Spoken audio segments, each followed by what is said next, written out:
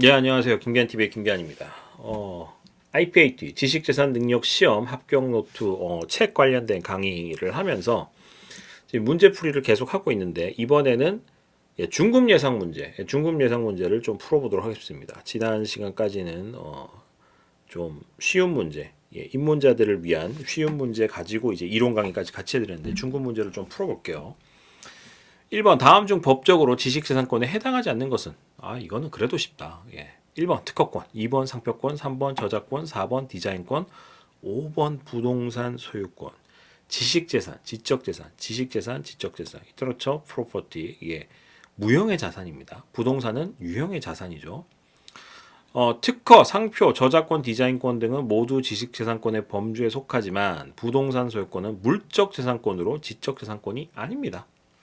지식재산권은 인간의 창조적 정신활동의 산물이나 상표 등 무형자산에 대한 권리를 말하며 물리적 재화인 부동산에 대한 권리, 소유권은 지식재산권과 구분됩니다.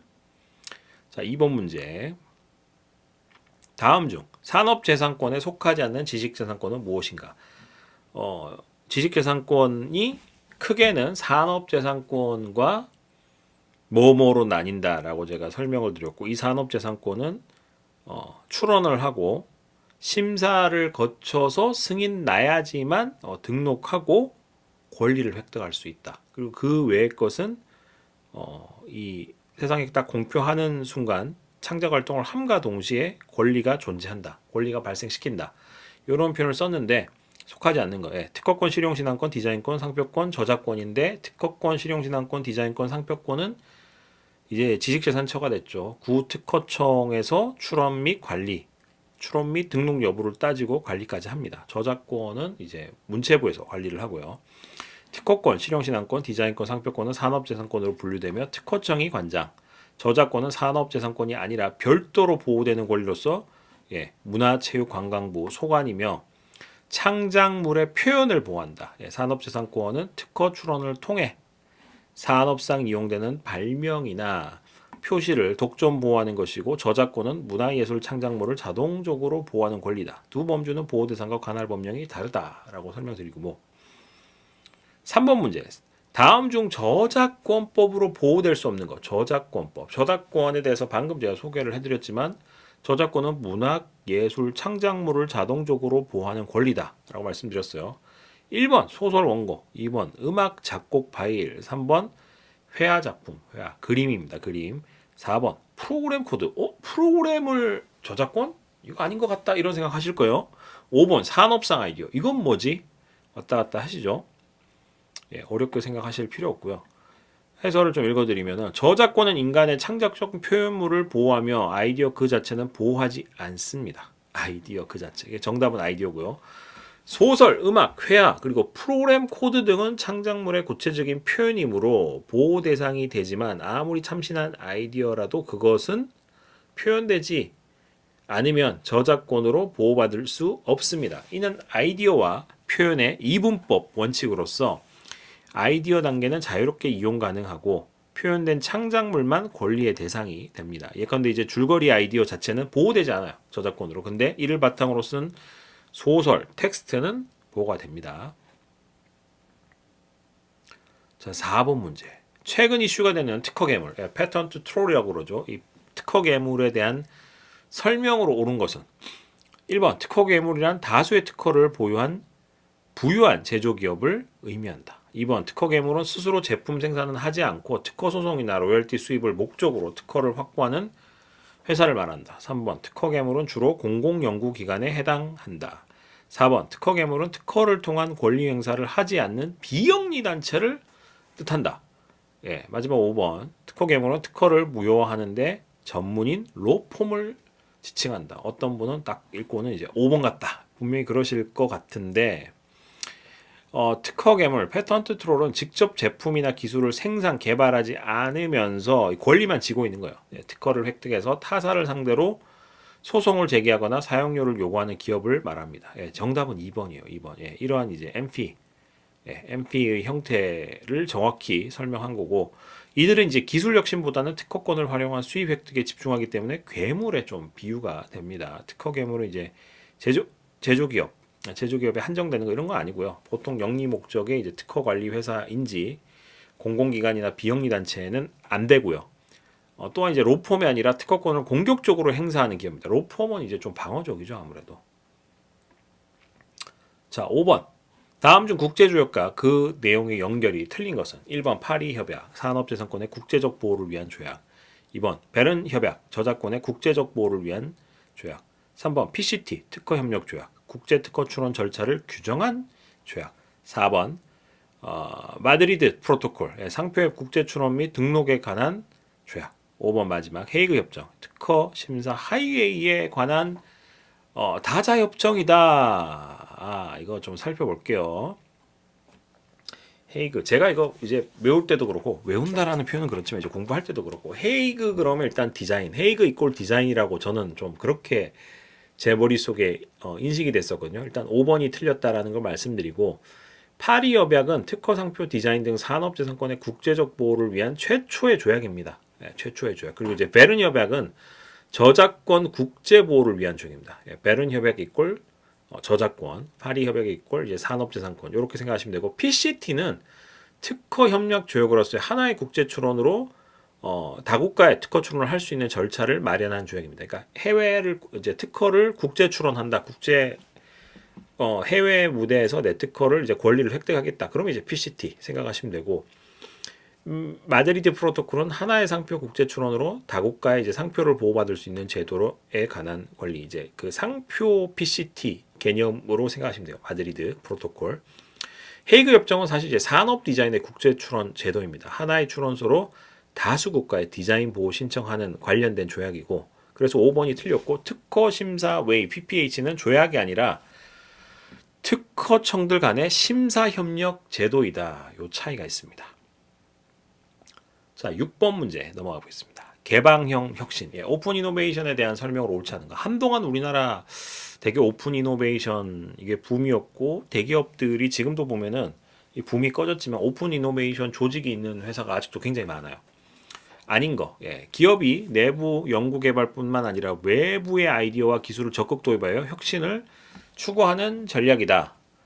2번 타기업이나 대학과의 기술 협력, 라이선싱, 기술 이전 등이 개방형 혁신의 예이다. 3번 개방형 혁신을 통해 기업은 외부 지식까지 활용하여 제품 개발을 가속화할 수 있다.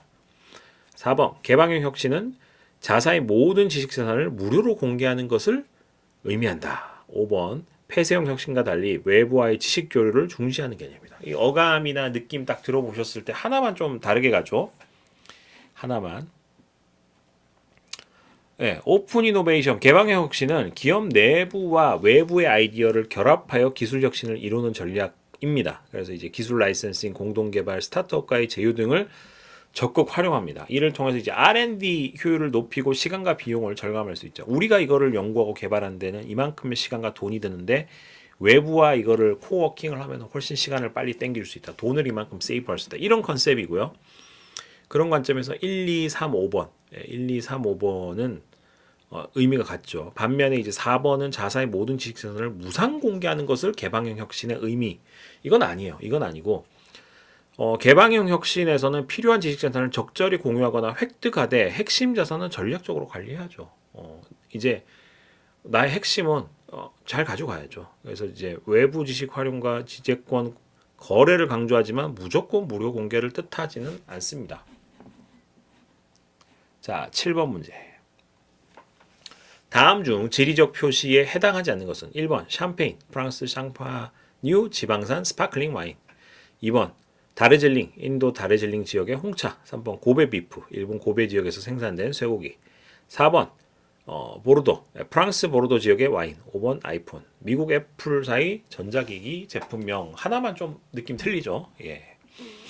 지리적 표시, 지리적 표시는 특정 상품이 어떤 지역에서 생산되었음을 나타내는 명칭입니다. 해당 지역의 명성과 품질을 담고 있죠. 샴페인, 다르젤링, 고베 비프, 보르도 와인 등은 이제 특정 지역의 상품임을 가리키는 지리적 표시입니다. 반면에 아이폰, 이거는 이제 특정 지역과 무관한 기업의 브랜드명이죠. 상표예요, 상표. 상표에 불과하고 있고 이제 지리적 표시가 아닙니다. 지리적 표시는 해당 지역 생산자들의 집단적인 권리로 보호되며 부당한 사용으로부터 법적으로 보호를 받습니다. 우리나라 같은 경우도 이제 강화 섬수, 보송 녹차 이런 게 이제 GI, 지리적 표시이다 이해하시면 되고 8번 문제 기업의 브랜드 상표 관리 전략으로 부적절한 것은 부적절한 거. 브랜드 상표 관리 전략으로 부적절한 거.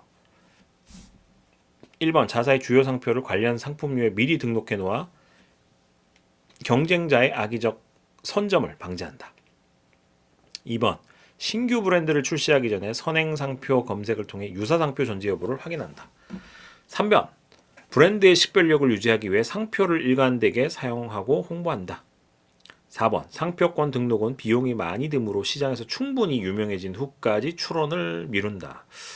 어감이 조금 이상합니다. 5번 자사 상표의 무단 사용을 모니터링하고 발견 시 법적 조치를 검토한다. 정답은 이제 4번이 되는데 효과적인 브랜드 관리 전략으로서 상표를 미리 선점 등록하여 분쟁을 예방하고 출시 전 충분한 상표 조사를 통해 충돌을 피하며 일관된 사용과 홍보로 상표의 식별력을 강화하고 상표 도용을 감시할 권리를 적극 행사하는 것 등이 있다. 반면에 4번 충분히 유명해진 후에 출원한다. 우리나라는 등록주의거든요. 그러니까 미국은 이제 사용주의인데 굉장히 위험해요. 그래서 상표는 유명해지기 전에 제3자가 선점 등록할 우려가 있습니다. 그래서 이제 사용만으로는 자동 보호되지 않기 때문에 출원은 가급적 조기에 해야 되고 사용과 병행하면서 권리를 확보하는 것이 바람직합니다. 자, 9번 문제. 특허 포트폴리오 구축의 이점으로 볼 수 없는 것. 다수의 특허를 확보하여 경쟁사의 진입을 막는 진입 장벽을 구축할 수 있다. 특허 포트폴리오 그럼 요 이제 그림이 생각나죠. 2번 기술 분야별로 특허 묶음을 보유하면 기술 교환이나 교차 라이선스 협상이 유리해진다. 3번 탄탄한 특허 포트폴리오는 투자자들에게 기업의 기술력과 가치를 어필하는 데 도움이 된다. 4번 방대한 특허 포트폴리오를 유지하는 데는 별도의 비용이 거의 들지 않는다. 5번 포트폴리오 분석을 통해 기술 공백 영역을 발견하고 향후 연구개발 방향을 설정할 수 있다. 풀이를 좀 보면 특허 포트폴리오라고 하는 것은 한 기업이 보유한 다수의 특허 자산들의 집합으로 전략적 목적을 가지고 관리가 됩니다. 포트폴리오를 구축하면 독점적 시장 지위가 강화되고 교차 라이선싱 등 협상력도 이제 좀 제고가 되고요. 기업 가치 및 신뢰도 당연히 양성되고 그리고 이제 기술 전략 수립 등의 이점이 있습니다. 하지만 보기 4번은 사실과 좀 다르죠. 특허 유지 관리에 출원 등록료, 갱신 연차 등록료, 관리 인력 비용 등이 지속적으로 들기 때문에 방대한 포트폴리오를 유지하려면 상당한 비용과 노력이 필요합니다. 비용 대비 효용이 낮은 특허는 포트폴리오에서 정리하는 등 적절한 관리 전략이 요구된다. 제가 개인 특허 출원을 21건 했어요. 물론 21건 다 등록을 했던 건 아닙니다만 거의 다 등록을 했는데 지금 권리를 실제로 가지고 있는 게 하나밖에 없어요. 유지를 하고 있는 게. 왜?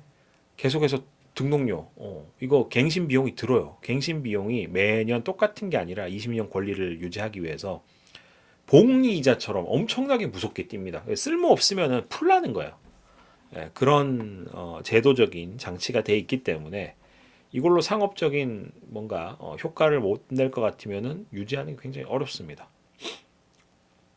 자, 10번 문제. 상표권과 상품의 사용에 관한 다음 중 옳지 않은 것. 다음 설명 중 옳지 않은 것. 1번 등록 상표를 실제로 사용하지 않으면 일정 기간 후 취소될 수 있다. 2번 상표는 사용을 통해 식별력이 증가하기도 한다. 3번 일단 상표 등록이 되면 사용 여부와 관계없이 영구의 권리를 유지할 수 있다. 4번 일반 명칭화 상표가 일반 명칭으로 인식됨. 요거는 상표로서 보호를 상실할 수 있다. 5번 상표의 사용권을 타인에게 허락하여 로열티 수익을 얻을 수도 있다. 제가 이제 이런 일을 좀 하는데 옳지 않은 거. 상표는 등록 후에도 사용 관계가 중요합니다. 적당한 이유 없이 3년 이상 미사용하면 불사용 취소 심판으로 취소될 수 있습니다. 그래서 1번 옳고요. 꾸준히 사용으로 소비자에게 알려지면 식별력이 당연히 강화되죠. 인지도, 브랜드 인지도를 쌓으니까. 반대로 이제 상표가 그 상품의 보통 명칭으로 굳어지면 상표로서 효력을 잃을 수 있습니다.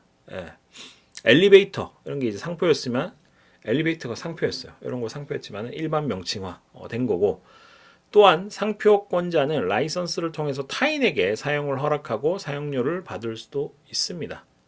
예, 이것도 옳은 말이고, 등록만 하고 방치하는 경우 영구 권리가 보장되는 것이 아니에요. 예, 아니에요. 자, 1번에서 이제 설명 나오지만은 3년 이상 미사용하면은 불사용 취소 심판으로 취소될 수 있다라고 말씀드렸잖아요. 그러니까 반대되는 내용이 이제 등록만 해놓으면은 이제 뭐 영원히 이제 권리 유지할 수 있다는 건데, 이건 틀린 얘기고, 등록만 하고 방치하는 경우 영구 권리가 보장되는 거 아니고, 사용하지 않으면 권리가 소멸될 수 있습니다. 소멸될 수가 있어요. 그래서 따라서 사용과 관계없이 영구 유지는 틀린 설명이다. 이렇게 이해를 하시면 될 것 같고, 예, 계속해서 문제 풀어보도록 하겠습니다. 11번 문제. 다음 중 특허를 받을 수 없는 발명에 해당하는 것은 1번 사람의 질병을 치료하는 수술 또는 치료 방법, 2번 새로운 화학 물질의 제조 방법, 3번 산업적으로 이용 가능한 미생물의 신규 변종, 4번 컴퓨터를 활용한 자동화 공정 장치, 5번 특정 재료로 만든 기계 부품의 구조 개선 발명. 예, 정답은 쭉 보시면은 사람의 수술 치료 또는 진단 방법 등 의료 행위에 관한 발명은 산업상 이용 가능성이 없다고 보아 특허 대상에서 제외된다. 1번이죠, 1번. 즉 인체를 치료하는 방법은 특허를 받을 수 없습니다. 우리나라 이제 특허법상 의료 행위 발명은 특허 보호 대상에서 명시적으로 제외되고 있고요. 2, 3, 4, 5번은 모두 산업적으로 적용 가능한 기술적 발명으로 특허 대상이 될 수 있습니다. 특히 2017년 개정 이후 컴퓨터 소프트웨어 관련 발명도 기술적 특징이 있으면 특허 가능하고, 의료행위와 같이 공익적, 윤리적 이유로 보호 대상에서 제외된 경우를 제외하면 폭넓게 특허를 받을 수 있다. 자, 12번 문제. 다음 중 공개된 발명이 신규성 상실의 예외로 인정되어 특허를 받을 수 있는 경우. 신규성 상실의 예외입니다. 1번 발명자 갑이 자신의 발명을 학회에서 논문으로 발표한 지 2년 후 특허 출원한 경우. 발표하고 나서 2년 지났어요. 2번 발명자 을이 출원 10개월 전에 자신의 발명을 관련 전시에 공개하였으나 그로부터 1년 이내 출원한 경우. 3번 경쟁업체가 발명자 병의 발명을 도용하여 출원 8개월 전에 논문으로 몰래 발표한 경우. 4번 이미 국내외에 널리 알려진 기술과 동일한 내용을 출원한 경우. 5번 자신의 발명이 아닌 타인의 발명이 출원 5개월 전에 특허 공보로 공개된 경우. 보겠습니다. 예, 발명자 본인 또는 정당한 권리자가 스스로 발명을 공개한 경우 공개일로부터 12개월 이내에 특허 출원을 하면 신규성 상실의 예외로 인정받을 수 있습니다. 그러니까 내 거에 대해서 내가 발표하고 나서 1년 이내 출원하는 거는 인정해준다. 또한 타인이 발명자를 모르게 발명을 유출 공개한 경우에도 12개월 이내 출원하면은 보호됩니다. 딴 사람이 유출을 했더라도 12개월 이내에만 내가 이제 내 권리를 찾겠다라고 하면 보호받을 수 있다. 2번 같은 경우는 이제 발명자가 출원 전 10개월 전에 공개했고 1년 내 출원하였으므로 신규성 상실 예외가 인정되어 특허를 받을 수가 있습니다. 그러나 이제 1번은 공개 후 2년 경과해서 예외 기간 12개월 일단 지났죠. 그래서 안 되는 거고, 3번은 도용 공개되었지만 8개월 이내 출원이라 예외 인정될 수 있으나 공개 주체가 경쟁업체라면 발명자의 의사에 반한 공개로 간주되어서 역시 예외 인정이 됩니다. 예. 발명자 병에게 정당 권리가 있으면 그런 경우고, 4번은 이제 이미 알려진 기술, 선행 기술로 신규성이 없고, 5번은 다른 사람이 먼저 공개, 특허 출원한 경우라 신규성 예외가 적용되지 않습니다. 정리하면 발명 공개 후 12개월 이내 본인이 출원한 경우 한해서 신규성 상실이 용이됩니다. 내 거에 한해서. 자, 13번 문제.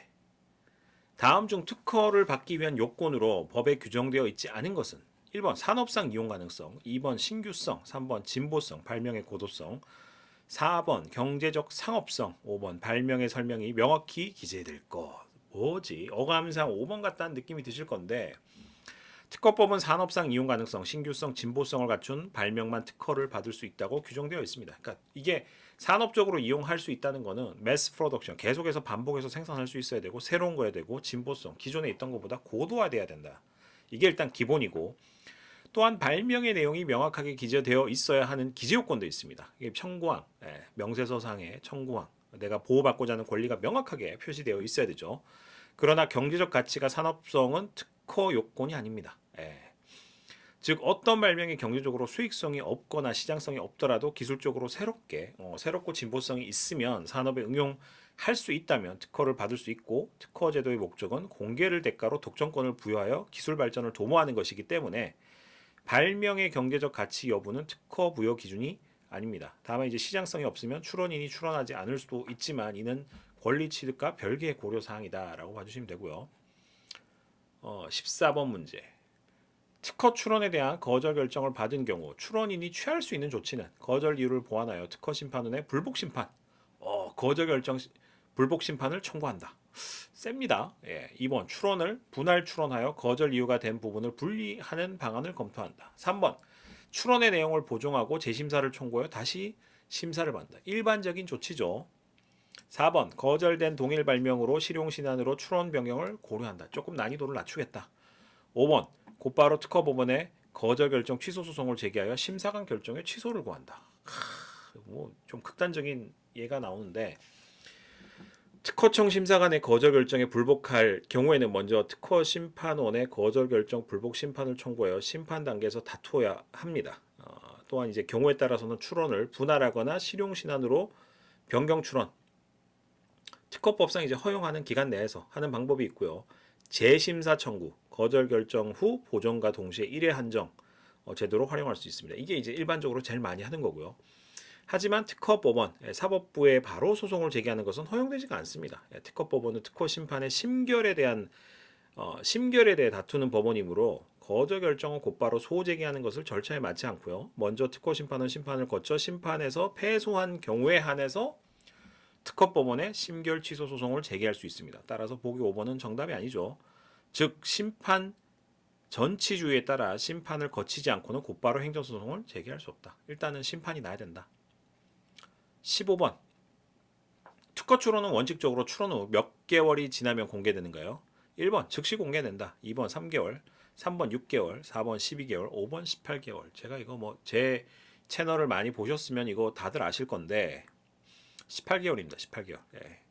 출원일 로부터 18개월 경과 후 자동으로 공개되고, 이를 출원 공개라고 하며 특허 공부의 발명의 명세서와 도면이 게재되어 공개됩니다. 다만 출원인이 조기 공개 신청을 하면은 18개월 이전이라도 빨리 공개할 수 있고, 반대로 출원 후 18개월 이내 출원을 취하거나 포기하면 공개되지 않을 수도 있습니다. 출원 공개의 취지는 발명 정보를 조기에 공개해서 기술 발전에 이바지함과 동시에 출원인에게는 공개 후 일정 조건하에 잠정적 보호, 보상금 청구권 같은 거 이제 부여하는 데 있다라고 봐주시면 되고, 16번 문제. 특허 청구 범위는 특허 명세서의 일부로서 어떤 역할을 하는가? 특허 청구 범위입니다. 1번 발명의 배경 지식을 설명해서 발명의 이해를 돕는 역할을 한다. 2번 발명의 구체적 실시 형태를 나열하는 역할을 한다. 3번 발명에 보호받는 범위를 정의하는 역할을 한다. 4번 발명의 기술 분야를 분류하기 위한 정보를 제공한다. 5번 발명의 요지를 간략히 요약 정리하는 역할을 한다. 특허 명세서 일부로서 특허 청구 범위. 특허 청구 범위는 특허 발명의 보호 범위를 정의하는 부분입니다. 보호 범위. 청구 범위에 기재된 내용이 곧 특허권이 미치는 권리 범위가 되기 때문에 특허 침해 여부도 청구 범위에서 결정이 됩니다. 명세서의 다른 부분, 예컨대 발명의 상세한 설명은 발명의 내용과 실시를 구체적으로 설명하고, 요약서는 기술 내용을 간략히 정리하여 공개하는 보조 자료일 뿐입니다. 청구 범위는 특허 청구항으로 불리며 한 건의 출원에 여러 청구항이 있을 수 있는데 각 청구항의 발명 범위를 규정합니다. 청구 범위의 문헌에 의해 권리 범위가 결정되므로 청구 범위 작성은 특허 명세서의 핵심이라고 할 수가 있습니다. 제일 중요해요. 17번 국내 특허 출원에서 심사 청구를 하지 않으면 어떻게 되는가? 1번 자동으로 특허 등록된다. 2번 출원 후 1년이 지나면 심사를 받을 자격을 잃는다. 3번 출원일로부터 일정 기간 내에 심사 청구를 안 하면 출원이 취하 간주된다. 4번 출원인은 심사 청구 대신 심판을 통해 특허를 받을 수 있다. 마지막 심사 청구를 안 해도 특허청이 직권으로 심사해준다. 심사 청구를 하지 않으면 어떻게 되냐? 우리나라 특허 출원은 심사 청구 주의를 채택하고 있기 때문에 출원인이 출원일로부터 3년 이내에 심사 청구를 하지 않으면 그 출원은 취하된 것으로 간주됩니다. 간주되어서 소멸되고 특허청은 심사 청구된 출원만 심사 대상으로 삼습니다. 따라서 보기 3번이 옳고요. 심사 청구를 하지 않은 경우 자동 등록 되기는커녕 오히려 심사를 받지 못하고 소멸되고 기간 내 심사 청구를 하게 되면 1년이라는 제한은 없고요. 심사 청구는 반드시 거쳐야 하는 절차이며 이를 생략하고 심판으로 갈 수는 없다. 또한 이제 특허청이 직권으로 임의 출원을 심사해주지 않기 때문에 반드시 신청을 해야 합니다. 결론적으로 출원인은 기한 내 심사 청구를 제출하고 수수료를 납부하여야만 해당 출원이 심사를 받아 특허 가능성을 얻습니다. 18번 문제.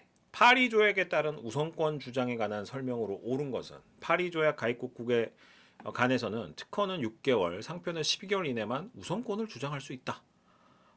그런가요? 2번. 대한민국에 먼저 특허 출원한 후 1년 이내에 미국에 출원하면 한국 출원의 우선권을 주장할 수 있다. 3번. 우선권을 주장하면 출원인의 국적에 상관없이 국제 특허로 자동 등록된다. 자동 등록된다? 4번. 디자인과 상표의 파리 조약 우선권 기간은 특허와 동일하게 1년이다. 5번. 우선권을 주장하려면 반드시 PCT 국제 출원을 해야 한다. 파리 조약에 대해서 이제 다뤄볼 건데, 파리 조약은 우선권 제도라. 파리 조약의 우선권 제도란 이제 한국가에 처음 출원한 발명을 일정 기간 내 다른 가입국에 출원할 경우 최초 출원인을 기준으로 우리나라에서 했어요. 이 최초 출원인을 기준으로 신규성, 진부성을 판단받을 수 있는 권리입니다. 특허와 실용신안 디자인은 12개월, 상표는 6개월 이내에 외국에 출원하면 우선권 주장 가능하고요. 6개월, 12개월 반대로 이거 잘못 말한 거고 우선권 주장은 국제 특허를 자동으로 주는 것이 아닙니다. 각 나라에서 별도로 심판을 받아야 하고 디자인과 상표는 우선권 기간이 6개월로 특허와 다릅니다. 또한 파리 조약 우선권 주장은 개별국 출원으로도 가능하며 PCT 출원하고는 좀 무관하다. 요컨대 이제 특허 실용신안 디자인은 12개월, 상표는 6개월 이내 다른 가입국에 출원하면 처음 출원일을 기준으로 인정받을 수 있다는 것이 정답입니다. 자, 19번 문제. 다음 중 특허 우선 심사 제도 신청 사유로 인정되지 않는 것. 신청 사유. 우선 심사 제도 신청 사유. 1번. 출원 발명이 국가안보나 공공복지에 기여한 경우. 2번. 출원 기술에 대해 제3자가 이미 실시하고 있어 조기 권리 확보가 필요한 경우. 3번. 중소기업이 자신의 사업화 목적을 위해 조속한 권리화가 필요한 경우. 4번. 환경 친화적 녹색기술 관련 출원으로 신속한 권리화가 장려되는 경우. 마지막. 출원인이 신속한 특허 취득을 원하여 특별한 사유 없이 단순히 빠른 심사를 요청하는 경우. 해설을 보겠습니다. 특허 우선 심사 제도란 정해진 사유에 해당하는 출원에 대하여 심사 순서를 앞당겨 조기에 심사해주는 제도입니다. 대한민국 특허청은 산업 발전이나 공익에 필요한 방면, 예를 들면 뭐 녹색 기술, 신성장 동력 분야, 그다음 뭐 중소기업의 조기 권리화 요청, 제3자 무단 실시로 인한 긴급성, 수출 촉진, 국방상 필요 등 다양한 우선 심사 사유를 규정하고 있습니다. 그래서 1, 2, 3, 4번은 이제 모두 우선 심사 대상에 포함되는 사례라고 봐주시면 되고 단순하게 빠르게 받고 싶다는 이유만으로 우선 심사를 받을 수는 없다. 그래서 이제 출원인의 일방적 희망만으로는 인정되지 않는다. 반드시 제도에서 정한 합당한 사유가 있어야 된다. 이해가 되시죠? 자, 20번 문제. 특허 출원에서 반드시 포함되어야 하는 서류가 아닌 것. 1번 명세서, 2번 청구 범위, 3번 도면 필요한 경우라고 팁을 드렸고 4번 요약서, 5번 제품 견본 또는 시제품. 이러면 이제 저 김기한 TV를 좀 보신 분들은 금방 아실 건데 특허 출원에서 발명의 명칭, 명세서, 청구 범위, 도면, 요약서가 법정 서류로 포함됩니다. 명세서에서는 발명을 이해할 수 있도록 상세히 설명해야 하며 청구 범위에서는 발명의 보호 범위를 정의하고 필요하면 도면을 첨부합니다. 이거 이해를 돕기 위한 거예요. 요약서는 발명의 개요를 줬고요. 제품의 실물 견본이나 시제품을 특허 출원 단계에서 제출할 필요가 전혀 없습니다. 특허 심사는 서류 심사를 원칙으로 하며 출원인은 문헌으로 기술 내용을 충분히 기재하면 됩니다. 일부 디자인 출원의 경우 견본 제출이 가능한 의무사항 아니고요. 그래서 5번 이거 틀렸다. 특허 출원은 서류로 발명을 완벽히 공개하는 것이 중요하며 견본은 특허 절차상 요구되지가 않습니다. 계속해서 문제를 풀어보도록 하겠습니다. 21번 문제고요. 다음 중 등록받을 수 없는 상표에 해당하는 것은 1번 식별력이 있는 임의의 조상표, 2번 이미 사용되어 사용자에게 널리 알려진 타인의 상호를 포함하는 상표, 부정한 목적은 없다. 네. 세 번째, 대한민국 국기, 태극기를 모방한 도안상표, 특정 상품의 산지를 표시하는 지리적 명칭에 불과한 상표, 사용액의 식별력치 등은 없다. 고도의 식별력을 갖춘 유명 브랜드와 완전히 다른 명칭의 상표. 예, 등록받을 수 없는 상표입니다. 공공의 장래, 질서나 미풍양속을 해치는 상표에 국가, 지자체 훈장이나 국기 등 공공 심볼하고 이제 혼동을 줄 우려가 있는 상표는 기본적으로 등록이 금지되어 있습니다. 태극기 등 국기나 국가 상징을 포함하거나 모방한 상표는 상표법 제34조에서 명시적으로 등록 배제 대상입니다. 또한 현저한 지리적 명칭이나 일반 명칭만으로 된 상표, 식별력 없는 상표도 등록되지 않습니다. 보기 1번의 임의 조어는 식별력이 있기 때문에 등록 가능합니다. 보기 2번의 경우 타인의 주지상호라도 부정한 목적 없이 포함한 경우는 경우에 따라서 등록될 수가 있다. 예, 단 소비자 혼동 우려가 크면은 거절된다. 그러니까 흑된 말로 이제 케바케라는 거예요. 그러니까 인지도가 높거나 이제 딴 거 뭐 삼성, LG 이 정도 이제 인지도 있는 거랑 혼돈이 되면은 그 문제가 된다는 거고 등록 안 된다는 거고. 보기 5번 전혀 다른 명칭이므로 충돌되지 않아 등록 가능하다라고 보시면 되고 3번 태극기를 모방한 상표로 이는 이제 공익적 이유로 절대적으로 등록 금지 사유에 해당이 됩니다. 22번 상표권의 존속 기간 갱신에 관한 이제 다음 설명 중 틀린 것은 상표권은 설정 등록일로부터 10년간 유효하면서 만료 전 갱신 등록 출원을 통해서 10년씩 이렇게 연장을 할 수 있습니다. 2번 갱신 등록 출원은 존속기간 만료 1년 이내에 해야 된다.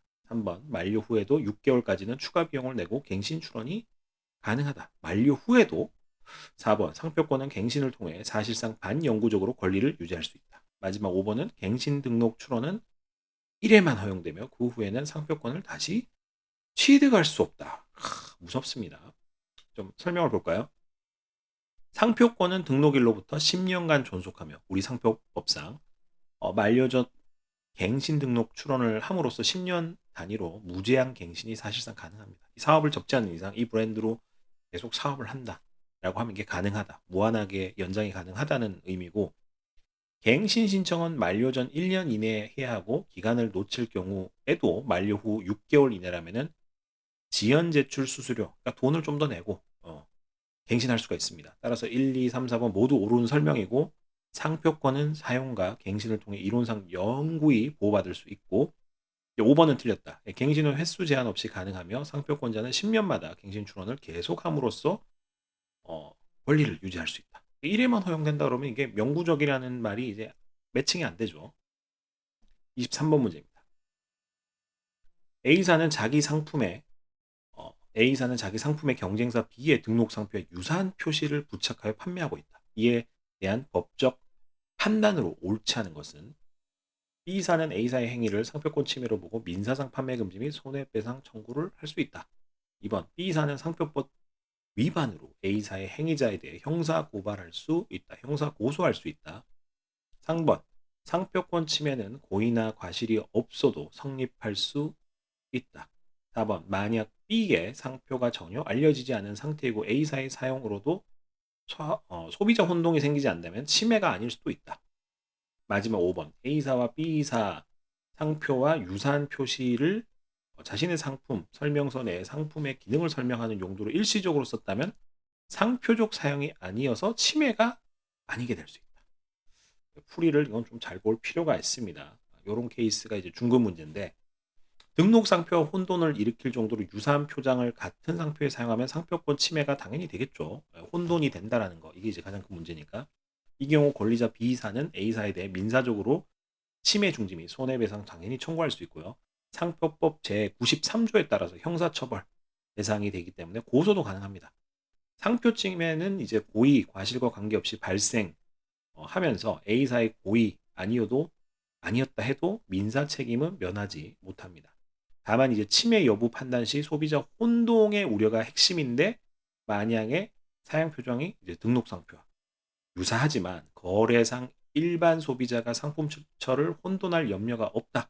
A는 A, B는 B, 명확하다. 혼돈 안 된다. 그러면 이제 침해가 성립되지 않을 수 있습니다.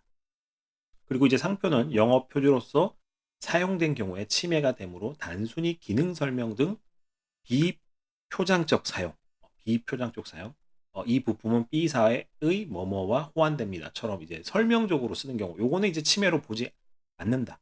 브랜드 어필이 아니라 사용 설명을 이제 돕기 위한 거기 때문에 따라서 틀린 설명이 없습니다. 이번 문제에 대해서는 없고, 지면의 취지는 이제 상표 침해는 고의 없어도 성립하고 다만 혼동이 없으면 침해 아님을 가르치려는 것으로 보이며 3번이 가장 이제 함정 요소이지만 옳은 말이다.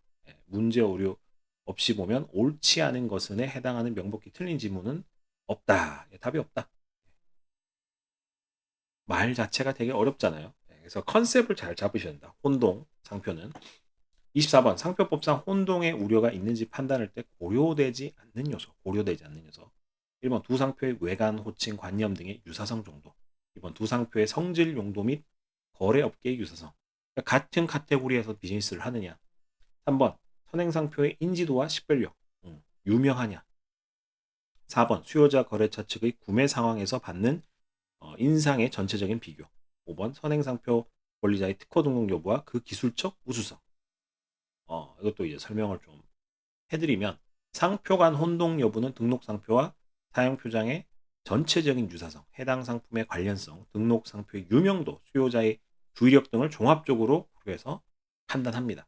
즉 1, 2, 3, 4번은 모두 혼동 판단의 핵심 요소이고, 반면 이제 특허 등록이나 기술적 우열은 상표의 혼동 판단하고는 사실 상관없어요. 기술력이 어쩌고 저쩌고 이거랑 브랜드 파워랑 무슨 상관이에요.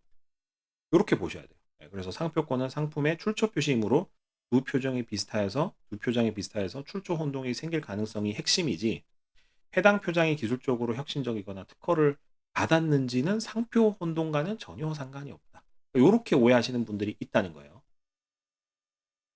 25번 마드리드 프로토콜에 관한 다음 설명 중 옳지 않은 것. 마드리드 계속 이제 듣게 되시죠. 1번 하나의 상표 국제 출원으로 여러 국가에서 상표 보호를 받을 수 있다. 2번 출원 접수 등록 관리는 와이포 세계 지식재산기구 국제사무국이 총괄한다. 3번 실제 각 지정국에서는 지국 상표법에 따라서 심사해서 거절할 수도 있다.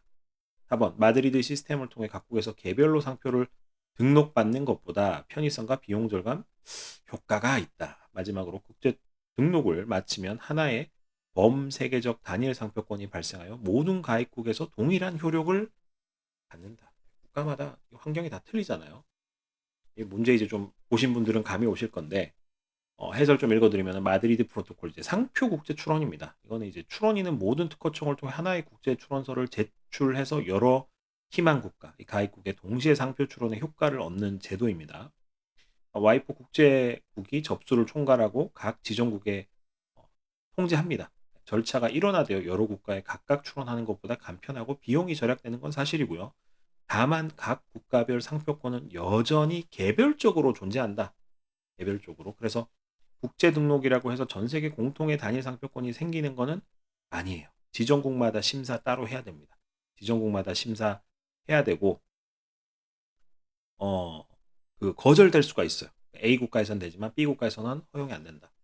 우리 브랜드랑 비슷하네. 우리나라에서는 이게 뭐 없네. 각 국가마다 상황이 틀리기 때문에 그런 거 따져서, 그래서 등록 후 효력도 각국에서 독립적으로 유지가 된다는 것. 즉 마드리드 제도는 출원 절차의 편의를 위한 것. 180개국에 이제 한꺼번에 이제 출원 극단적으로 비유하면은 요런 이제 편의성이 있다는 거지, 여전히 국별 권리 체계임을 이해합니다. 각 나라마다 체계가 틀리다. 26번 타인이 먼저 상표 등록을 한 경우에도 선 사용자가 계속 사용할 수 있는 상표권 제도. 요런 게 있나 하실 건데 있죠. 예. 1번 선사용권, 상표 출원 전에 이미 사용하여 특정인과 관계된 상표로 인식된 경우 그 범위에서 계속 사용이 가능하다. 2번 전용 사용권, 선 사용자가 등록 상표권자로부터 독립적 사용 허락을 받아서 계속 사용하는 거다. 3번 통상 사용권, 선 사용자가 특허청에 통상 실시권 등록을 하고 사용한다. 이제 전용 실시권, 통상 실시권 말이 조금씩 감이 오실 거예요. 4번 우선 심사권. 선 사용자가 자기 사용 상표에 대해 심사 우선권을 인정받는 제도. 마지막으로 무효 심판. 자신의 사용 상표와 충돌하는 타인 등록 상표에 대해 무효 심판을 청구해서 등록을 무효한다. 상표 분야에서 선 사용권이라고 하는 것은 어떤 상표가 등록되기 전부터 국내에서 특정인에 의해 사용되어 수요자들에게 널리 인식되어 있던 경우에 그 사람이 그 상표를 계속해서 사용할 수 있도록 해주는 권리입니다. 상표법 제99조에 나와 있고요. 즉 타인이 나중에 비슷한 상표를 등록했더라도 먼저 사용한 사람이 그 사용 범위 내에서는 계속 사용 가능하다. 선사용주의를 인정한다는 거예요. 보기 1번이 이에 해당하는 정답이고요. 전용 사용권이나 통상실권은 상표권자로부터 허락을 받는 개념으로 선사용자 자체의 권리가 아닙니다. 우선 심사권은 존재하지 않는 제도이고 무효 심판은 선사용자가 취할 수 있는 대응이지만 상표권이 무효로 되기 전까지 사용에 위험이 있으므로 법적 권리와는 다르다. 예. 선사용권 제도는 이제 부정 경쟁의 목적 없이 오래 사용해 신용을 쌓은 사용자를 보호하기 위한 장치다. 그러니까 뭐 이런 거예요. 그 이제 원조 할머니 뭐 맛집 뭐 이런 데가 이제 이런 거 모르고 장사하신 분들 계시잖아요. 이제 뒤에서 상표를 출원 등록했더라도 원조로 이제 먼저 이렇게 장사를 오래 하신 분들은 상표권 없더라도 장사 계속 하실 수 있도록 인정해준다. 요런 개념이고 27번 다음 중 디자인 보호법상 보호 대상이 될 수 없는 것. 1번 제품의 심미적 형태, 모양, 색채, 질감을 갖춘 물품의 형태. 2번 물품의 내부에 숨겨져 통상적으로 보이지 않는 부분의 형상, 눈에 띄지 않는 것. 3번 물품이 아닌 글자체, 디자인 그 자체.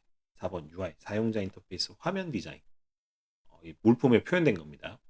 5번 건축물의 외관 디자인.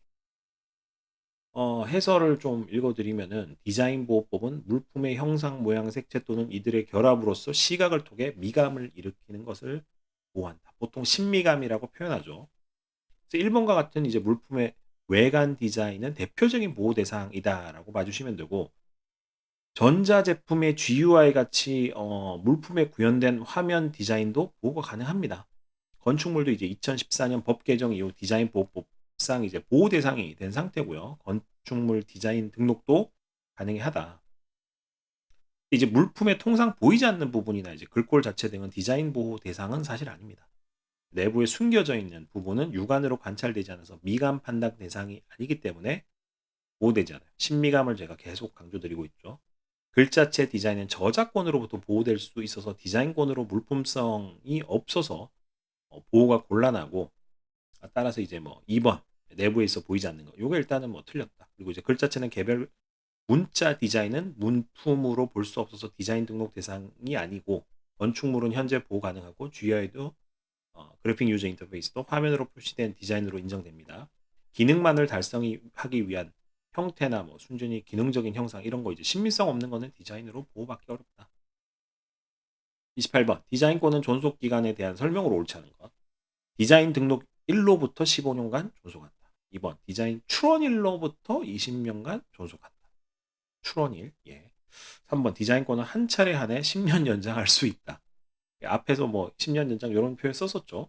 4번 디자인권은 설정 등록 후 5년마다 갱신해야 효력이 유지된다. 마지막 디자인권의 존속 기간은 특허권과 동일하다. 출원일로부터 20년 플러스 연장 불가.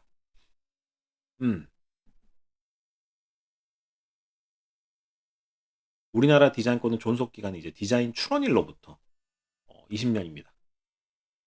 2014년 이제 법 개정으로 15년에서 20년으로 연장된 상태고요. 특허와 계산 방식은 다르나 결과적으로 출원일 기준 20년까지 보호된다라고 봐주시면 되고 디자인권은 특허권과 달리 별도의 연장이나 갱신제도 없습니다.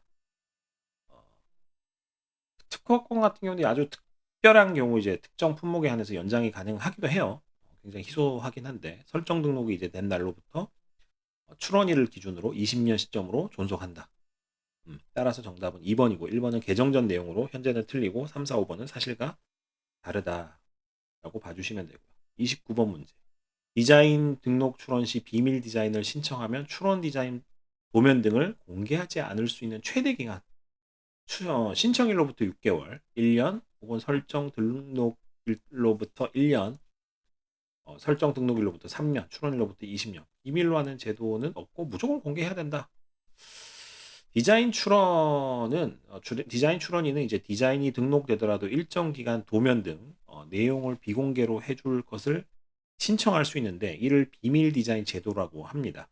국내에서는 설정 등록일로부터 최대 3년까지 디자인을 비밀로 유지하도록 지정할 수가 있죠. 비밀 디자인으로 지정된 동안에는 디자인 공모 등의 도면이 게재되지 않아 영업 비밀 유지 등에 활용될 수가 있습니다. 3년이라는 숫자 기억해 두시면 좋을 것 같고 30번 문제. 디자인권 침해 여부 판단 시 적용되는 기준으로 옳은 것. 양 디자인의 세부 부품 하나하나를 대비하여 조금이라도 차이가 있으면 침해가 아니다.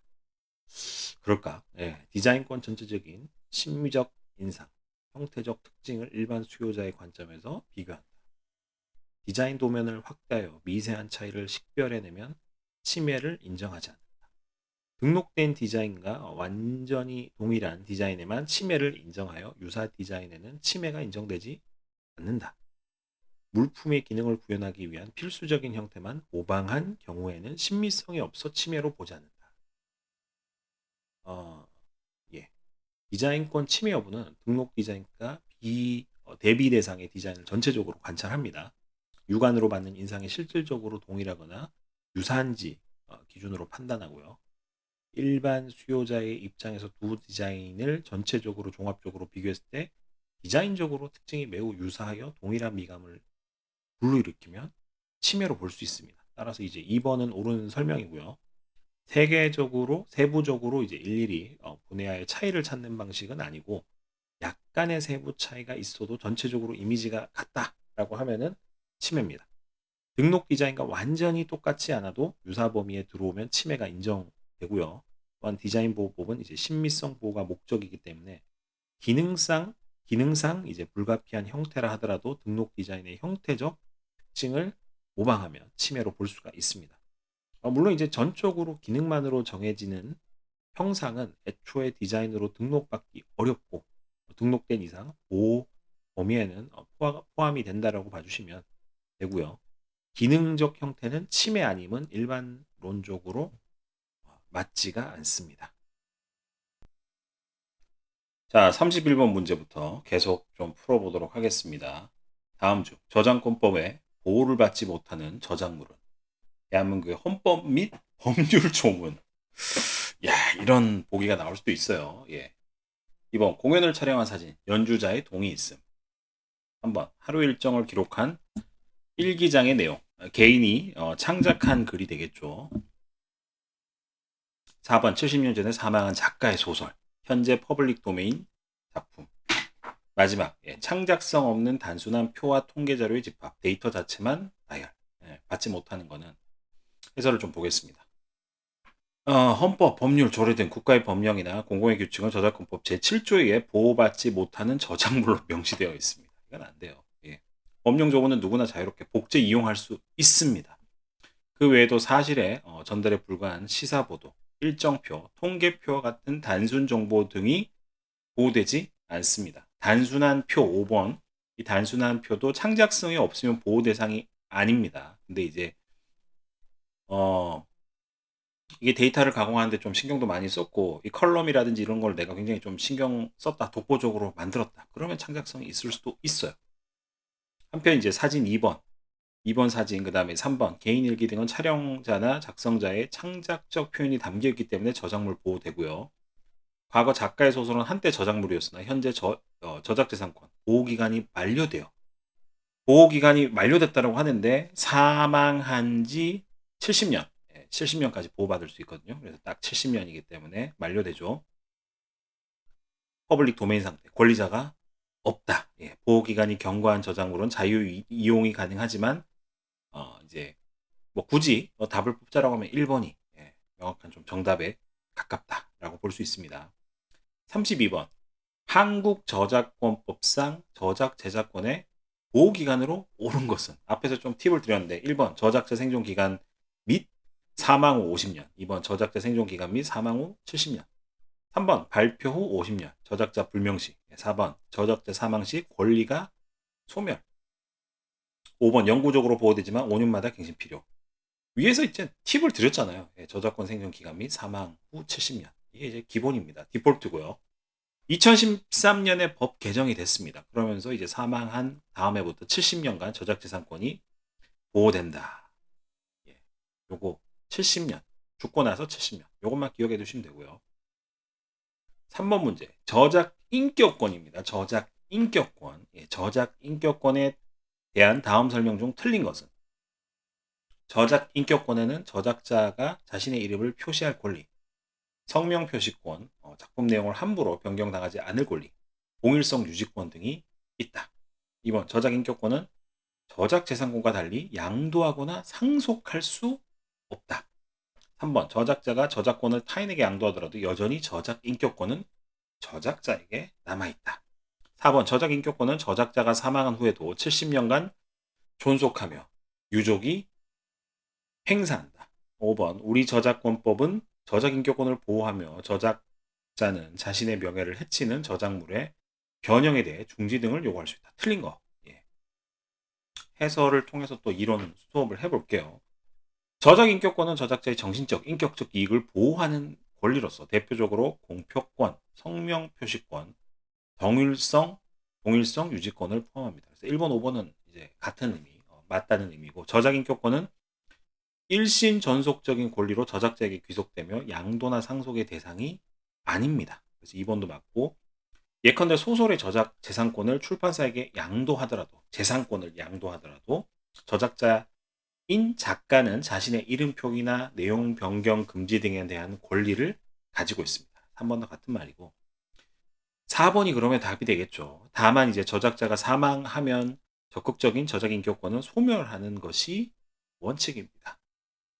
저작권법은 저작자의 명예를 훼손하는 저작물의 왜곡, 훼손을 금지하며 사후에도 유족 등이 이를 방지할 수 있도록 하고 있으나 이를 이제 70년 등 기간으로 산정하지는 않다. 따라서 사망 후 70년간 존속이라는 표현 4번은 틀린 것이다. 70년은 이제 저작권에 대한 권리를 70년이고 저작재산권은 4, 5, 70년이지만 인격권은 그렇지 않다. 34번 문제. 컴퓨터 프로그램의 지식재산권 보호에 대한 설명으로 옳은 것은 소프트웨어의 소스 코드는 문의 저작물로서 저작권 보호를 받을 수 있다. 프로그램의 기능적 아이디어나 알고리즘 자체도 저작권으로 보호된다. 컴퓨터 프로그램은 저작권뿐 아니라 별도의 프로그램 등록을 해야만 보호받는다. 소프트웨어의 기술적 원리는 특허 요건을 충족하면 특허권으로도 보호될 수 있다. 마지막 오픈소스로 공개된 프로그램은 더 이상 저작권 보호를 받지 않는다. 옳은 것은 컴퓨터 프로그램도 문장 명령문의 집합으로 이루어진 창작 표현물이기 때문에 저작권 보호의 보호를 받습니다. 소스코드나 이제 객체코드 형태 모두 저작물, 프로그램 저작물로서 인정되고요. 1번 맞고 별도의 등록 없이도 창작과 동시에 보호가 되죠. 다만 프로그램에 구현된 아이디어나 알고리즘 그 자체는 저작권 보호 대상이 아닙니다. 아이디어는 보호가 안 돼요. 아이디어는. 저작권 등록은 권리 취득 요건이 아니라 다만 분쟁 시 추정력을 부여하는 선택적인 절차입니다. 그러니까 내가 어디 저작권 등록을 했어. 내 권리야. 이렇게 무조건 우길 수 없다는 거예요. 한편 소프트웨어 관련 발명은 일정 조건하에 특허를 받을 수도 있습니다. 프로그램의 기술적 사상, 컴퓨터를 이용한 방법이 이제 산업상 이용 가능하고 신규, 그 다음에 진보성 이거 가지고 있으면 특허권 획득할 수 있고요. 소프트웨어는 저작권과 특허 모두 적용될 수 있는 영역이다. 오픈소스로 공개되었더라도 저작권이 소멸하는 것은 아니며 다만 공개 라이센스의 조건에 따라서 누구나 이용할 수 있게 허락되었을 뿐이다. 이렇게 이해를 해주시면 돼요. 35번 문제. 데이터베이스 제작자의 권리에 대한 설명으로 옳지 않은 겁니다. 1번 창작성 있는 데이터베이스는 편집 저작물로서 저작권 보호를 받는다. 2번 데이터베이스가 창작적이지 않더라도 그 구조를 구축하는 데 투자와 노력이 들어갔다면 데이터베이스 제작자권이 인정된다. 3번 데이터베이스 제작자권은 해당 DB 제작이 완성된 다음 해부터 5년간 지속된다. 4번 데이터베이스 내의 개별 데이터, 사실 정보는 원칙적으로 저작권 보호 대상이 아니다. 마지막으로 데이터베이스 제작권도 제작자권도 일반 저작권과 동일하게 저작자 사후 70년의 보호기간을 가진다. 제가 왜 웃었을까요? 이 설명을 좀 보시면서 이론 공부를 해볼 건데, DB란 많은 자료를 체계적으로 수집 배열한 것입니다. 두 가지 차원의 보호가 있는데, 먼저 DB의 선정 배열 자체가 창의적인 경우 편집 저작물로서 저작권 보호를 받을 수가 있고요. 또한 DB 구성에 상당한 투자가 이루어진 경우 설령이 창의성이 좀 없다라고 하더라도 데이터베이스 제작자의 권리가 인정되어 해당 DB를 무단으로 복제, 배포하면 침해가 됩니다. 이 데이터베이스 제작자권의 보호기간은 DB 제작 완료 다음해부터 5년입니다. 5년간. 예. 따라서 이제 보기 3번도 맞고 5번은 틀려요. 5번. 예. 70년. 이거 저작권 얘기잖아요. 예. DB 안에 담긴 개별 데이터, 아이디어나 공공정보로 저작권 대상이 아니므로 DB를 이루는 창조적 구조나 다량의 축적 그 자체가 보호 핵심이다. 연구도 아니고 70년도 아니다. 예. 36번 문제. 인공지능이 창작한 결과물의 저작권에 대한 설명으로 옳은 것은 AI, 챗GPT 생각하시면 되겠죠. 1번 현행법상 인간이 아닌 AI가 스스로 만든 창작물은 원칙적으로 저작권 보호를 받기 어렵다. 2번 AI가 만든 그림이라도 AI를 제작한 프로그래머가 자동으로 저작권자가 된다. 3번 AI 창작물도 독창적이면 인간 저작물과 동일하게 보호된다. 4번 누구의 개입 없이 AI가 창작한 음악이라도 저작권 등록을 하면 보호된다. 마지막 향후 법 개정으로 AI를 저작자로 인정하는 규정이 이미 시행 중이다. 네, 풀이 볼 건데 저작권법상 저작자로는 인간을 전제로 합니다. 그러니까 인간의 창작물만을 인정을 한다는 거예요. 인공지능 자체는 법적 권리 능력이 없습니다. 없기 때문에 AI가 인간의 창작적 개입 없이 만들어낸 결과물은 저작물로서 보호받기 어렵습니다. 그래서 1번 아니고요. AI를 도구로 활용하여 사람이 이제 창작 과정에 관여한 경우에는 인간 저작자 부분만 저작권을 인정할 수 있지만 전적으로 AI가 산출한 그림, 글 등은 저작권 보호 대상 당연히 아니고요. 그렇기 때문에 이제 프로그래머나 이용자가 자동으로 저작자가 되지도 않고 독창성이 있더라도 인간 저작물이 아닌 이상 보호 공백이 생깁니다. 저작권은 등록 여부와 무관하게 보호 요건을 충족해야 하고 AI 창작물은 등록하더라도 보호가 생기지 않습니다. 현재까지 우리 법은 저작자를 인간으로 한정하고 있어요. AI 창작물에 대한 별도 보호 규정은 도입 논의 단계다. 결론적으로 인간의 창의적 개입 없이 AI가 만든 결과물 자체는 저작권 보호를 받지 못한다는 점이 정답이 되겠고요. 지식재산 권리의 이제 보호와 분쟁 해결에 관한 문제로 이제 좀 볼 건데 37번. 직무 발명에 관한 다음 설명 중 옳지 않은 것. 직무 발명. 내가 이제 회사에서 일하면서 내 직무 가지고 한 발명입니다. 직무 발명이란 종업원 없이 종업원 등이 그 직무와 관련하여 한 발명으로서 사용자의 업무 범위에 속하는 발명을 말한다. 별도의 약정이 없으면 직무 발명을 완성한 종업원이 그 발명에 대한 특허를 받을 권리를 가진다. 한번 기업은 사규나 계약을 통해 직무 발명을 회사에 승계하도록 미리 정할 수 있다. 4번 직무 발명을 회사가 승계한 경우 발명자는 정당한 보상금을 청구할 권리가 있다. 마지막 5번 직무 발명은 그 성질상 당연히 회사 법인의 소유로 귀속되므로 승계 약정 없이도 기업이 권리를 취득한다. 이게 과연 맞는 말인지 좀 찾아볼게요. 직무 발명이란 종업원이나 법인의 임직원이 그 직무와 관련하여 완성한 발명을 말합니다. 원칙적으로 발명을 한 종업원이 처음에는 특허를 받을 권리를 갖지만 회사하고의 이제 계약이나 사규, 직무 발명 규정 등을 통해서 그 권리가 회사에 승계되도록 정할 수가 있고요. 사용자가 이러한 권리 승계를 한 경우에는 종업원 발명자는 회사로부터 정당한 보상을 받을 권리가 법에 보장되어 있습니다. 중요한 점은 직무 발명이라고 해서 자동으로 회사 소유가 되는 것은 아닙니다. 별도의 약정이나 규정이 없다면 그 발명의 특허를 받을 권리는 여전히 발명자인 종업원에게 귀속되고요. 그래서 5번은 좀 잘못된 설명이다.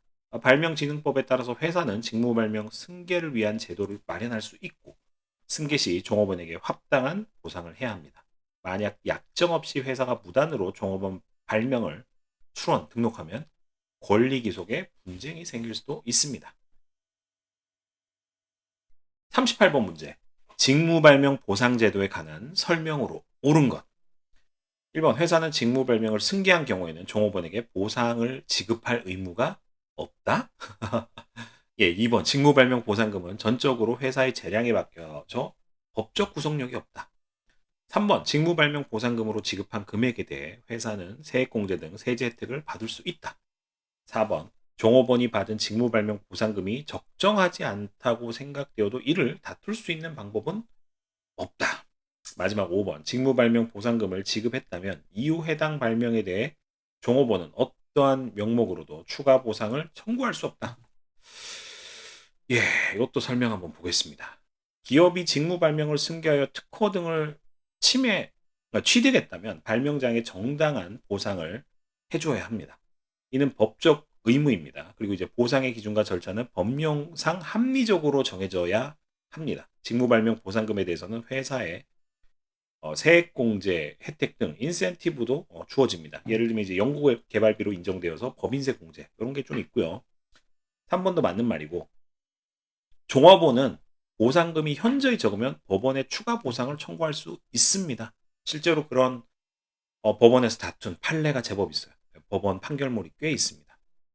실제 판례에서도 보상금 산정이 공정한지 판단합니다. 직무발명 보상은 계약으로 미리 포기시키지 못하며 일에 지급했다고 해서 무조건 끝이 아니라 정당한 수준인지가 중요합니다. 즉 보상이 불충분하면 추가 청구가 가능하고요. 결론적으로 직무발명 보상제도는 기업에는 세제 혜택을 주어 장려하고 종업원에게는 정당한 보상을 보장하여 기업과 종업원 상생을 도모하는 제도다. 39번 특허권 선사용권에 대한 다음 설명 중 옳지 않은 것. 선사용권, 특허권. 선사용권은 타인의 특허 출원하기 전에 이미 동일한 발명을 생산, 이용하고 있던 사람이 그 특허 발명을 계속 사용할 수 있는 권리입니다. 2번 선사용권을 가지려면 특허 출원 시에 그 발명을 사업상 실시하거나 준비하고 있어야 한다. 선사용권은 양도하거나 라이센스 할 수 없고 그 사업도 함께 양도될 수 있을 뿐이다. 4번 선사용권이 인정되면 특허권자의 허락 없이도 선사용자가 종전에 하던 범위에서 발명을 실시해도 특허 침해가 아니다. 마지막으로 선사용권을 가진 자는 그 발명을 누구에게나 자유롭게 재상권처럼 판매하거나 실시권을 설정할 수 있다. 아이고 해설이 깁니다. 예, 선사용권은 특허법 제 103조에 나와 있어요. 예, 선사용권이라고 하는 거는 특허 출원 시에 이미 국내에서 그 발명을 실시하거나 준비 중이었던 자에게 주어지는 권리로서 특허권 설정 후에도 계속 그 범위 내에서 해당 발명을 실시할 수 있도록 일종의 법정 실시권입니다. 내가 이제 권리가 생기지는 않지만 내가 먼저 이걸 했기 때문에 보호를 해준다는 거예요. 선사용권자는 자신의 기존 사업 범위 내에서는 특허권자의 동의 없이도 발명을 계속 이용할 수 있으며 이는 특허권 침해에 해당하지가 않고요. 다만 이제 선사용권은 개인적 권리에 불과하기 때문에 이를 함부로 양도하거나 라이센싱은 할 수가 없다. 오직 그 선사용자가 해당 발명과 함께 사업을 양도할 때에만 승계할 수가 있다. 그리고 선사용권 주장이 인정되려면 특허 출원 시점에 이미 국내에서 독자적으로 발명을 구현하고 있어야 돼요. 이미 이거를 난 실행하고 있어야 됩니다. 만약 특허 출원 시에 그 발명을 아직 사용한 적이 없다면 선사용권 주장을 할 수가 없습니다. 예, 정답은 5번이 되겠죠. 선사용권자는 특허 발명을 남에게 자유롭게 팔거나 사용할 권리를 남용할 수 없고 자신의 영업 범위 내에서만 지속 이용 가능하다. 예, 40분 문제. 2022년 개정 특허법에 따라 도입된 특허권 침해에 대한 형사처벌 규정으로 옳은 것. 형사처벌 규정. 1번 특허권 침해자는 3년 이하의 징역 또는 5천만 원 이하의 벌금에 처한다. 2번 특허권 침해는 여전히 형사처벌 대상이 아니며 민사적으로만 책임진다. 3번 고의로 특허를 침해한 경우 7년 이하 징역 또는 1억 원 이하 벌금형에 처해질 수 있다. 4번 특허권 침해죄는 신고죄로서 권리자의 고소가 있어야만 처벌할 수 있다. 마지막 5번 특허권 침해에 대한 형사 규정은 2022년에 폐지되었다. 예, 이게 뭐가 사실일까요?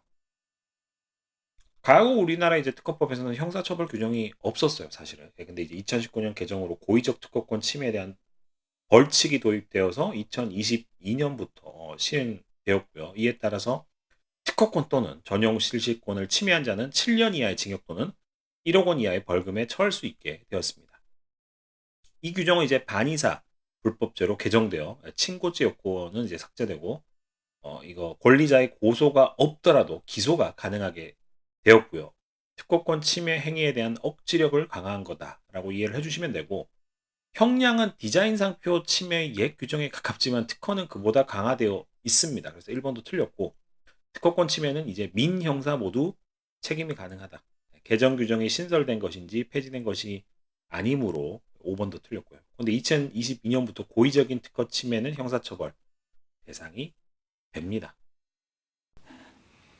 이제 41번 문제. 특허권에 대한 무효 심판에 관한 다음 설명 중 틀린 것은 누구든지 특허권의 이제 설정 등록일로부터 3개월 이내에 해당 특허에 대한 무효 심판을 청구할 수 있다. 설정 등록 후 3개월이 지난 후에는 이해관계인이나 특허청장이 무효 심판을 청구할 수 있다. 3번 무효 심판이 인용되어 확정되면 그 특허권은 처음부터 없었던 것으로 간주된다. 4번 무효 심판은 특허 발명이 신규성, 진보성 등 특허 요건을 갖추지 못했거나 명세서, 기재불비 등이 이유일 때 청구할 수 있다. 5번 무효 심판을 청구하려면 반드시 특허권자의 허락을 받아야 한다. 요거 이제 해설을 좀 읽어보면 특허 무효 심판은 이미 등록된 특허권을 소급적으로 무효화하기 위한 절차입니다. 원칙적으로는 이해관계인 또는 특허통장이 청구할 수 있지만 특허권 설정 등록일로부터 3개월 이내 누구든지 청구할 수가 있습니다. 그래서 1번, 2번 옳고요. 무효 심판이 최종 확정되면 해당 특허권은 애초에 없었던 것으로 취급된다. 이것도 맞고요. 권리가 소멸되기 때문이죠. 무효 심판 사유에는 선행기술 존재로 인한 신규성, 진보성, 흠결, 그 다음에 이제 명세서 기재요건 위반, 부당한 확대나 변경 등이 있으면 누구라도 법정 사유가 있다면 청구할 수 있다. 특허권자의 허락은 당연히 필요하지 않습니다. 오히려 무효 심판은 주로 특허권에 의해 침해 소송을 당한 피고 등 이해관계인이 특허를 무효화하려고 청구하는 경우가 많다. 요약하면은 무효 심판은 특허권자 동의 없이도 이해관계인 등이 청구 가능하고 특허를 등록 후에도 사후적으로 잘못 부여된 경우 제거하는 중요한 절차입니다. 특허 얘기는 이 정도 해두고 영업비밀 얘기를 좀 해보겠습니다. 영업비밀이 성립하기 위한 요건이 아닌 것. 1번 공공연히 알려져 있지 않을 것. 비밀성이 있어야 된다. 두 번째 경제적 가치가 있을 것. 유용해야 된다. 세 번째 상당한 노력으로 비밀로 유지하고 있을 것. 비밀 관리성을 포함하고 있어야 된다. 네 번째 정부 기관에 해당 비밀을 등록할 것. 5번 독립된 경제 가치가 있는 정보일 것. 영업 비밀로 보호받기 위해서는 크게 세 가지 요건을 충족해야 합니다. 첫 번째가 이제 비공지성이죠. 공개되어 알려져 있지 않은 것. 두 번째 경제성, 경제적 이익을 가지는 유용한 정보일 것이어야 되고 마지막으로 비밀 관리성, 비밀 유지를 위한 합리적 노력하에 관리가 되고 있어야 된다. 뭐 이제 방치하면 안 된다는 거예요. 그래서 1, 2, 3, 5번은 여기 해당이 되고 반면 어떠한 등록 절차도 요구되지 않는다. 그래서 이제 4번이 이제 정답이죠. 정부기관에 해당 비밀을 등록할 것 이런 게 없다는 거예요. 영업 비밀은 특허와 달리 국가에 공개하거나 등록하지 않고 비밀로 간직하는 것이기 때문에 기업 내부의 관리와 보안 조치로 보호되는 것입니다. 예컨대 제조 공정의 비법, 고객 명단, 레시피 등이 외부에 알려지지 않고 회사가 철저히 관리하고 있다면 영업 비밀로 인정이 됩니다. 이를 제3자가 부정한 수단으로 취득, 사용하면 법적으로 부정경쟁 행위로 제재받습니다. 정리하면 영업 비밀은 등록 없이도 요건을 충족하면 보호된다는 점이 특허 등과의 그러니까 흔히 말하는 이제 산업재산권이죠. 차이가 있다. 43번 문제. 특허권 침해 소송 1심에 관할 법원에 대한 설명을 옳지 않은 것. 특허권 침해에 대한 민사소송 1심은 지방법원의 전속 광활에 전속 관할에 속한다. 2번 서울중앙지법원 등 일부 지방법원에는 특허 전담부가 설치되어 있다.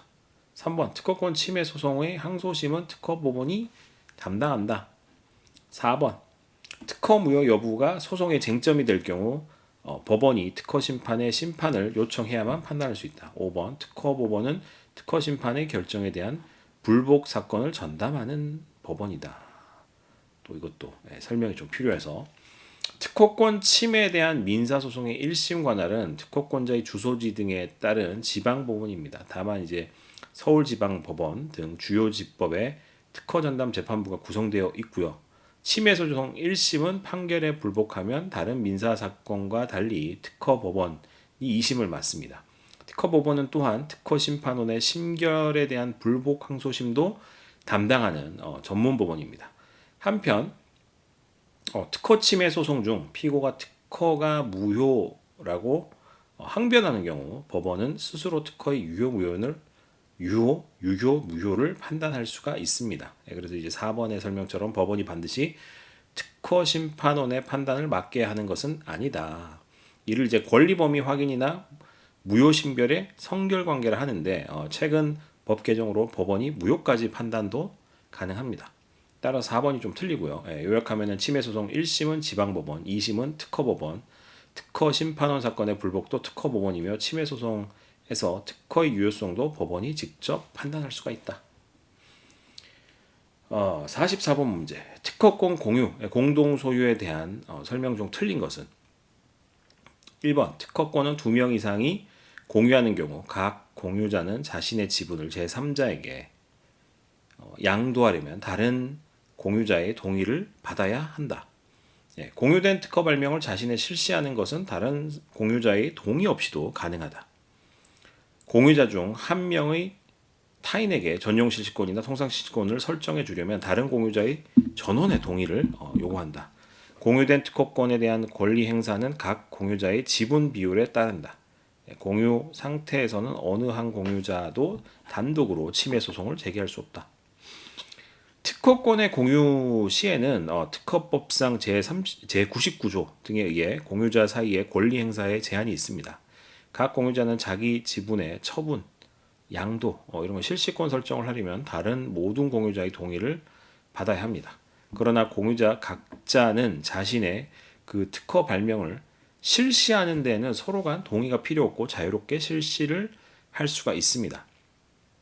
침해 소송의 경우 원칙적으로 모든 공유자가 공동으로 제기해야 하나 최근 판례에 따르면 자기 지분 침해에 대해서는 단독으로 일부 청구가 가능하다는 논의가 있으므로 엄격히 말하면 이제 5번은 대체로 옳은 취지면 약간의 예외 여지가 있다.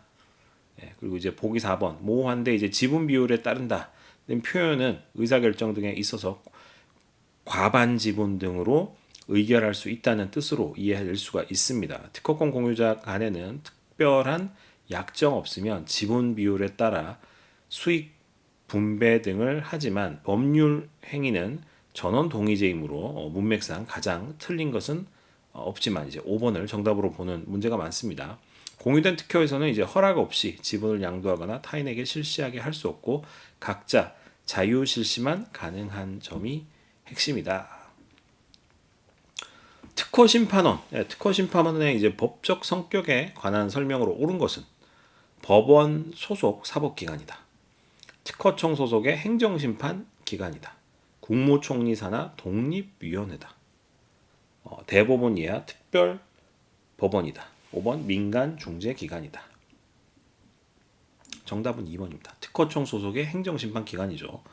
특허심판원은 특허청 소속의 행정심판 기관으로서 거절결정 불복심판, 무효심판, 권리범위 확인심판, 정정심판 등 산업재산권 관련 심판을 담당합니다. 사법부가 아니라 행정부 내 전문 심판기구다라고 봐주시면 되고요. 46번 거절결정 불복심판의 청구기간으로 옳은 것 송달일로부터 7일, 일주일이죠. 송달일로부터 14일 이내, 30일 이내, 그러니까 한 달 내, 60일 이내, 두 달 내 제한이 없다. 정답은 3번입니다. 한 달 내. 심사관의 거절결정 등본 송달일로부터 30일 이내, 특허심판원의 거절결정 불복 심판을 청구해야 합니다. 예, 국제 출원 등은 예외. 이건 좀 별도다라고 봐주시고 47번 문제.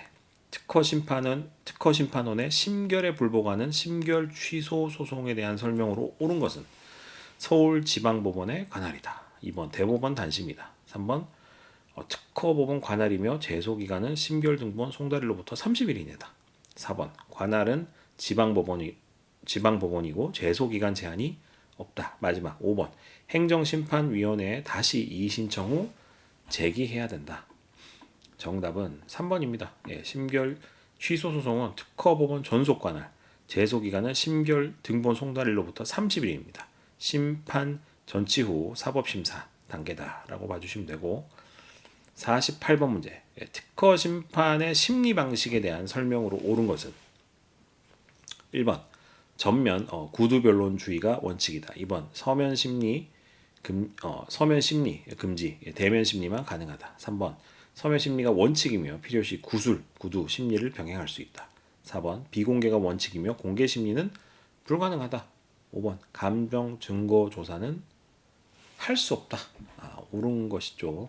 3번입니다. 특허 심판은 서면 심리가 원칙이고 사건 성격상 필요하면 구술 심리로 당사자를 신문하거나 증거 조사를 합니다. 49번 권리 범위 확인 심판에 관한 설명으로 옳지 않은 것. 권리 범위 확인 심판입니다. 1번 적극 심판. 특정 실시물이 권리 범위에 속함을 확인한다. 2번 소극 심판. 특정 실시물이 권리 범위에 속하지 않음을 확인한다. 3번 확인의 이익이 있어야 한다. 4번 실시물이 구체적으로 특정되어야 한다. 마지막 5번 어느 추상적 기술 사상에 대해 일반론적으로 묻는 것도 가능하다. 정답은 5번이죠.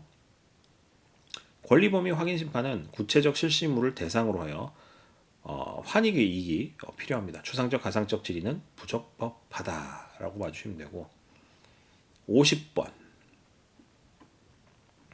정정심판에서 허용되는 정정 유형으로 옳지 않은 것은 1번 청구 범위의 감축, 청구 범위를 줄일 수 있다.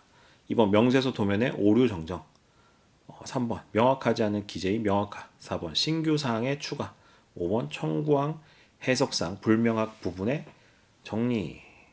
정답은 4번입니다. 그러니까 뭔가 이제 뭐 줄이는 거는 가능해요. 대체적으로 이제 줄이는 거는 가능하는데 새로운 거 추가는 안 된다. 예, 정정 감축 오기 정정 명확화만 허용되고 신규 사항 추가나 권리 범위 확대는 금지된다. 자, 마지막 10문제 좀 빠르게 가보도록 하겠습니다. 51번 무효 심결 확정의 효력으로 옳은 것은 1번 당사자 사이에만 효력이 있다. 상대효다. 2번 장래에만 효력이 있고 소급효는 없다. 3번 대세효가 없고 당사자 구속에 그친다. 4번 대세효가 있으며 특허는 처음부터 없었던 것으로 소멸한다. 5번 민사소송에서만 효력이 있다.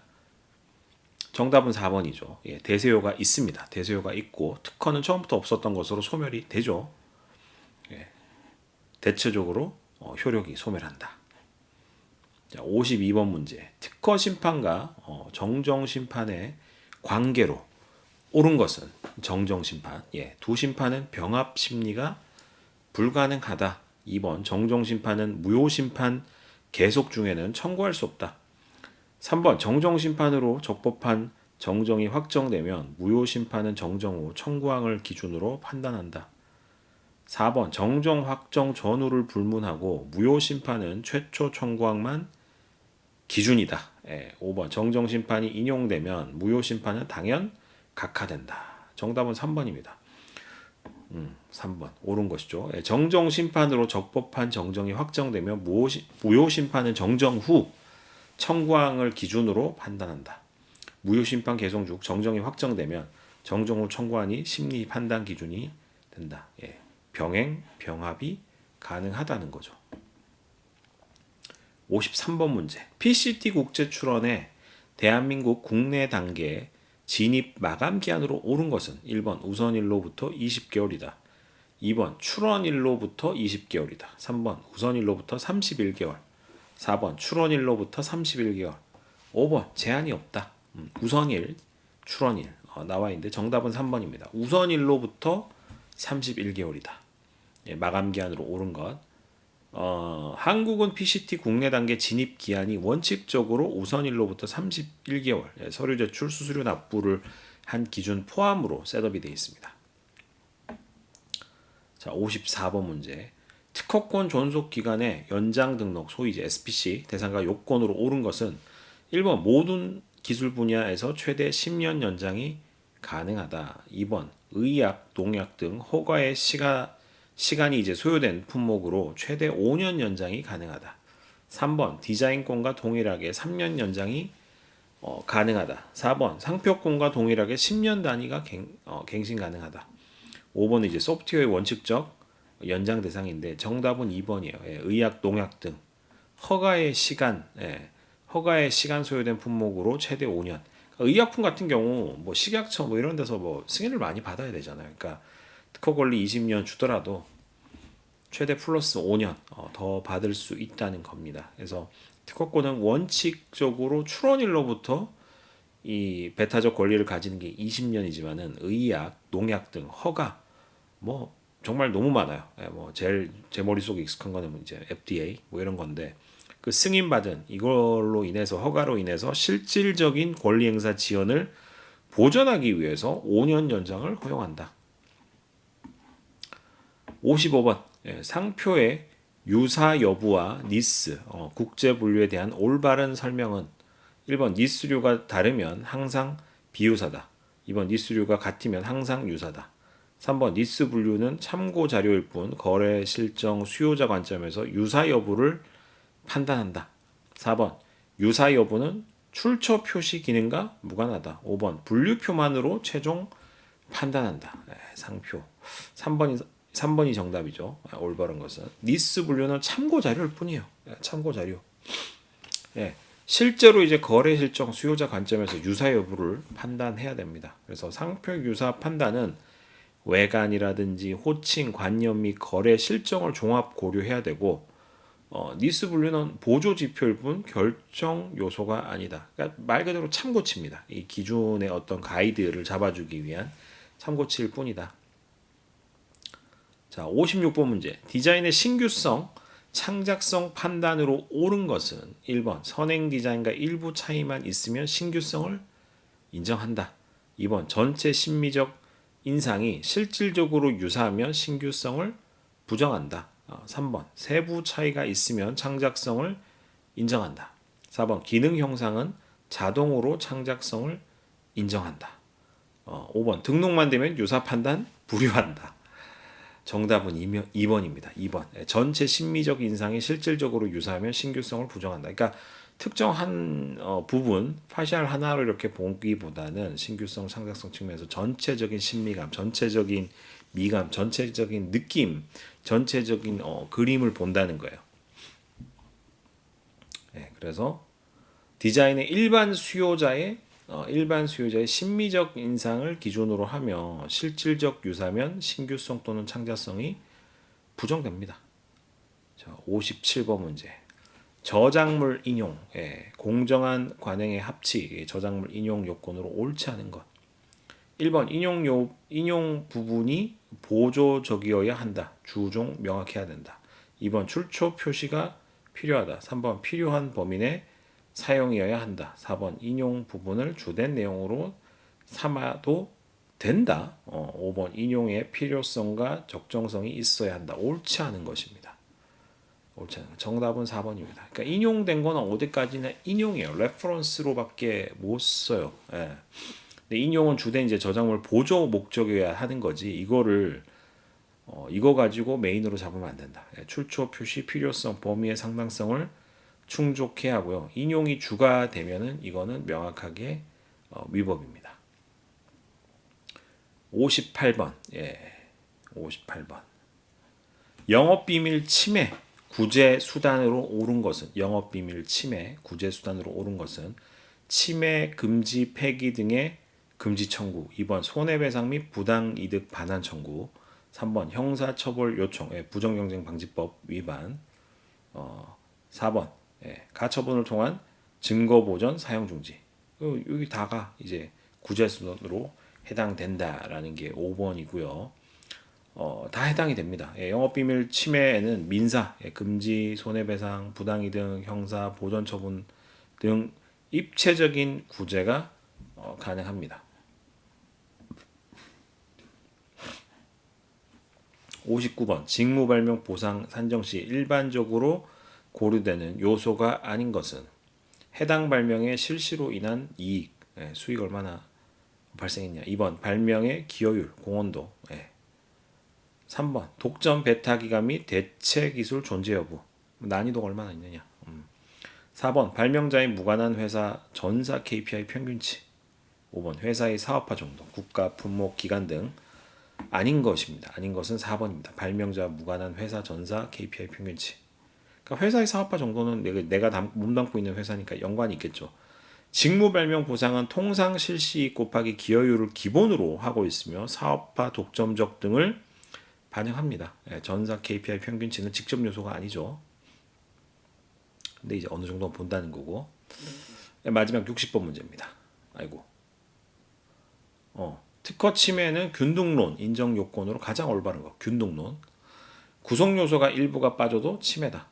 과제 해결 원리 작용 효과가 실질적으로 동일하고 치환이 용이하며 공지 기술 또는 출원 과정에서 포기한 범위가 아닐 것. 3번 청구한 문헌과 전혀 달라도 항상 침해다. 4번 기술적 사상이 다르면 침해다. 5번 제품 외관이 유사하면 침해다. 2번이 정답입니다. 2번 가장 균등론이라는 거는 대체될 수 있는 거. 균등 침해는 동일 과제 해결, 실질적 동일 작용 효과, 치안의 용이성, 치안의 용이성, 공지 기술, 출원 경과상, 포개 범위 제외 등이 충족될 때 인정이 됩니다. 이렇게 또 한 세트 문제를 풀어봤습니다.